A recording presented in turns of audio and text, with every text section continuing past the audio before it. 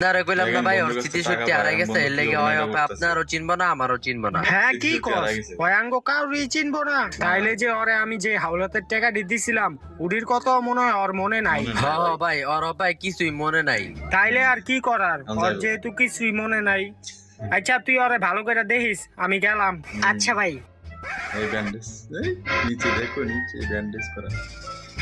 এই তো ডাক্তারখানা কি থাকার রে কথা ভাই। অগো ঘরে ব্যান্টিসের প্যাকেট কি করে? এটি তো ডাক্তারখানে থাকার কথা। হ্যাঁ। তার মানে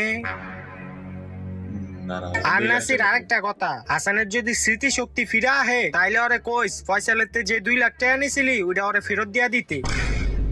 এই তুই মিছা কথা কসকে? তোর থেকে আমি 1 লাখ টাকা লইছি, তুই 2 লাখ টাকার কথা কসকে? হ্যাঁ স্মৃতি শক্তি আয়া পড়ছে, টেয়া দে এখন। বন্ডাবানি করস, খোল এটি। ভিডিওটি ভালো লাগলে ব্যান্ডেজ অবশ্যই লাগাই লাইক নিছি। সাবস্ক্রাইব করে রাখবেন খোল।